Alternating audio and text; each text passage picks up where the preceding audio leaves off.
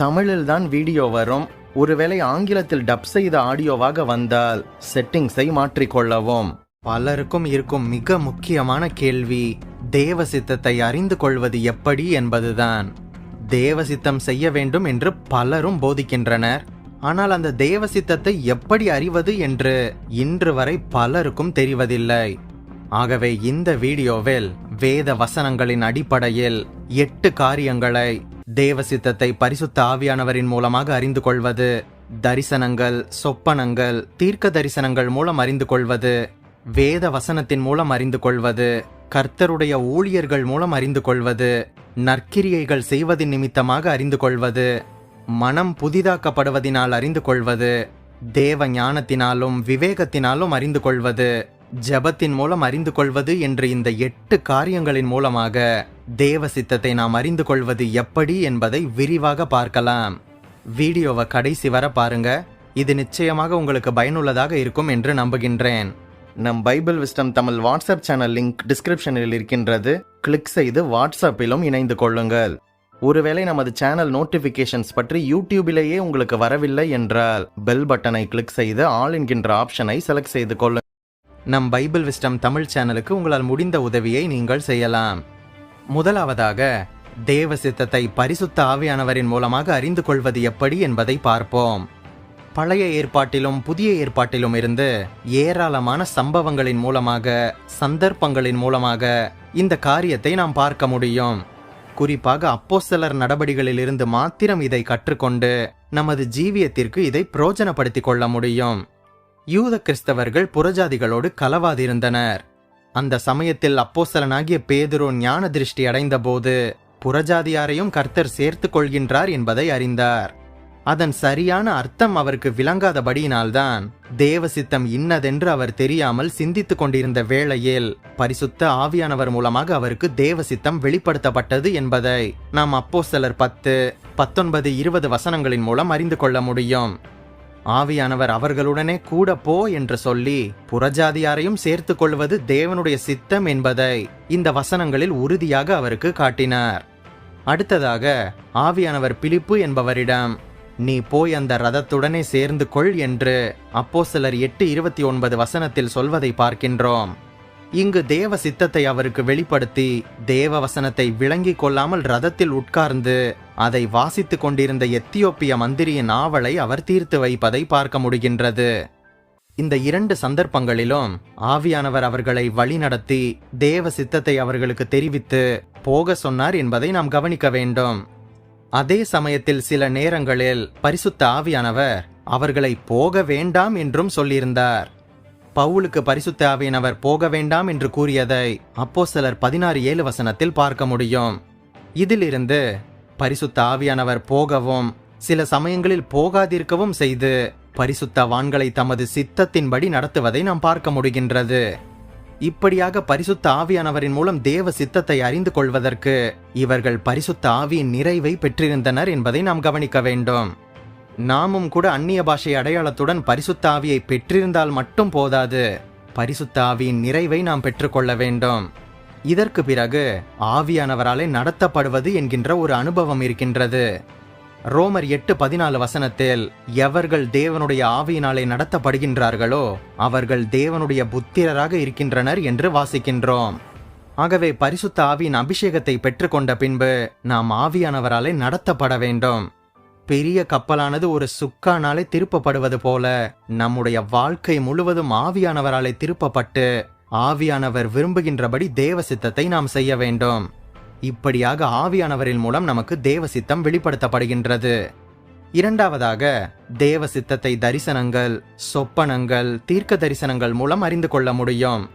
1 Samuel 28:15 வசனத்தில் அவர் தீர்க்கதரிசிகளினாலாவது சொப்பனங்களினாலாவது எனக்கு மறு உத்தரவு அருளவில்லை என்று சவுல் கூறியதன் மூலம் தீர்க்க தரிசனம் மற்றும் சொப்பனங்களின் மூலம் தேவ சித்தத்தை அவர் வெளிப்படுத்தி இருக்கின்றார் என்பதை அறிந்து கொள்ள முடிகின்றது.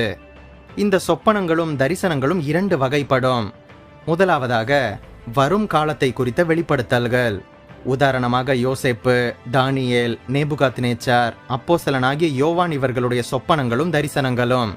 இரண்டாவதாக நம்முடைய தனிப்பட்ட ஜீவியத்தில் நமது வாழ்க்கையில் தேவ சித்தத்தை வெளிப்படுத்துகின்ற சொப்பனங்களும் தரிசனங்களும். இன்னொரு முக்கியமான விஷயம் என்னவென்றால், நாம் எல்லா சொப்பனங்களையும் நம்பி கலங்கக்கூடாது.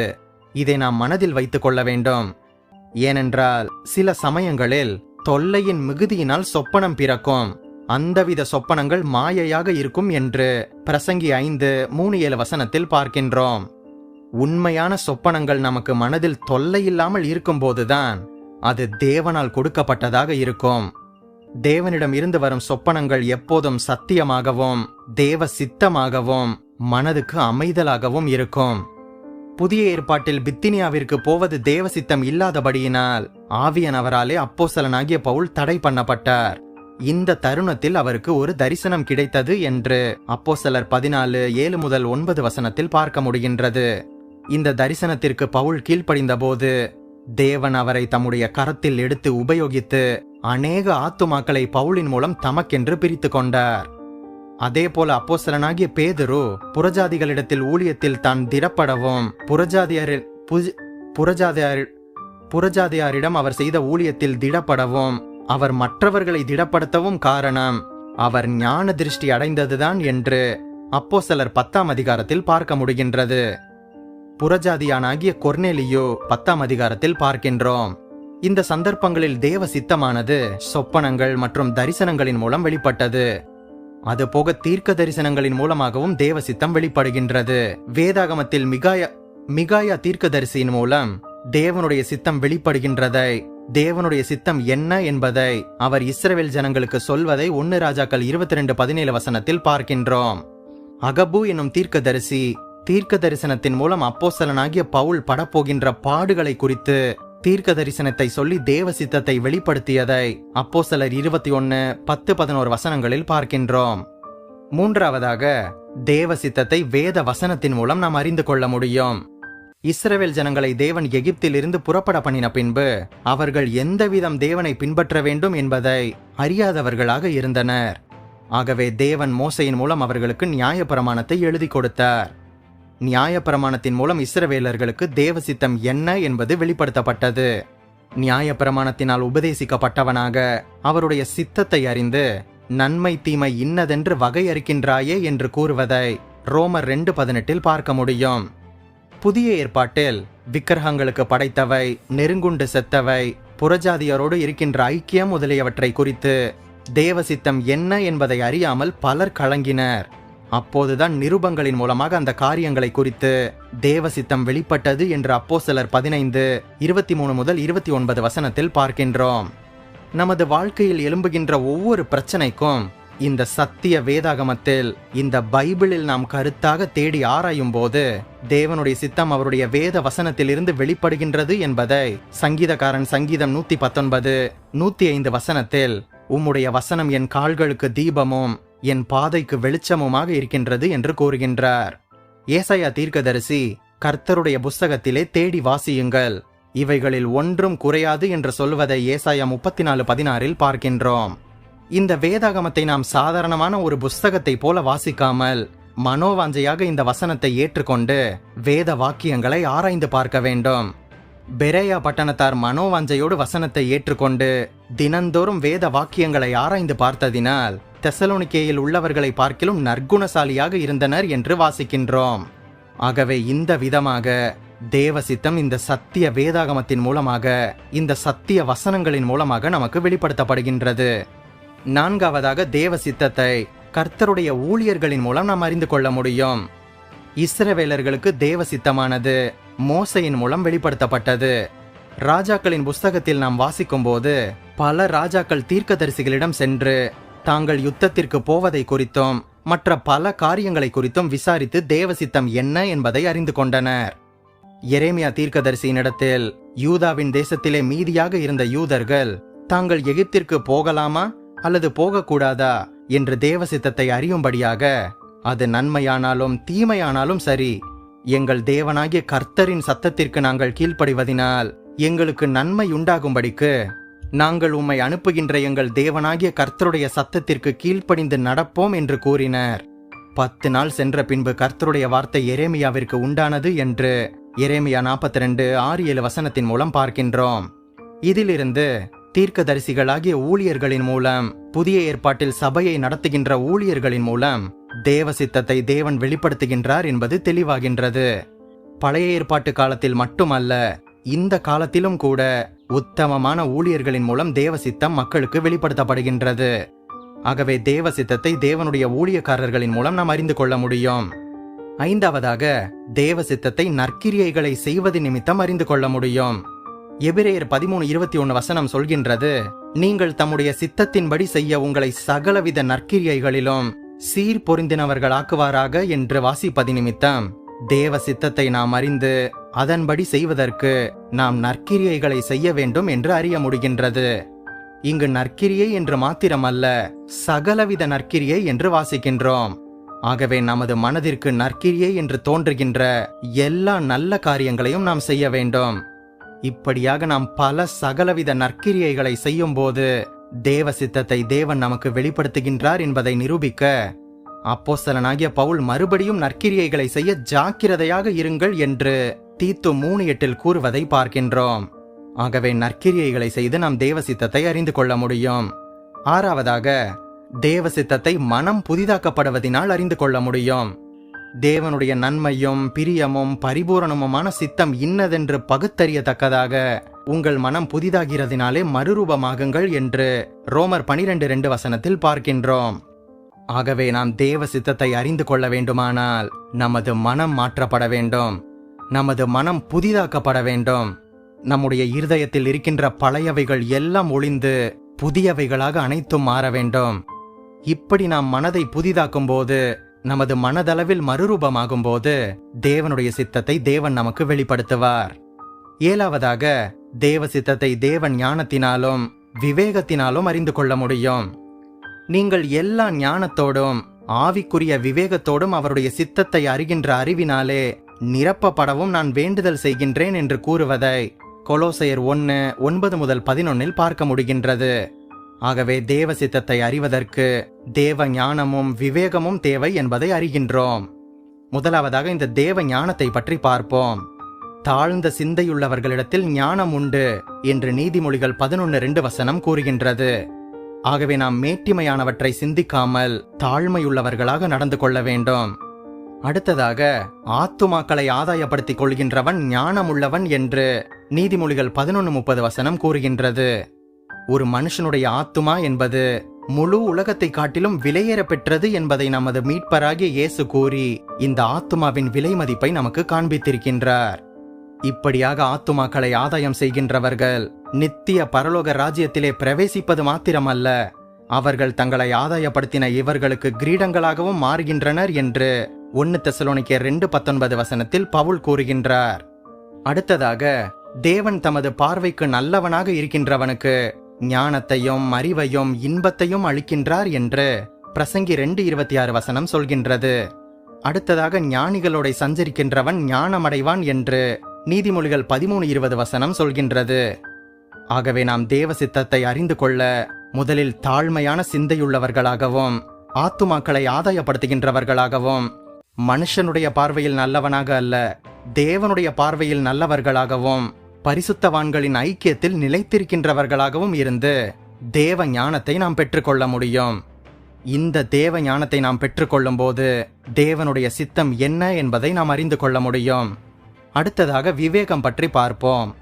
விவேகி ஆபத்தை கண்டு மறைந்து கொள்கின்றான் என்று நீதிமொழிகள் 22:3 சொல்கின்றது.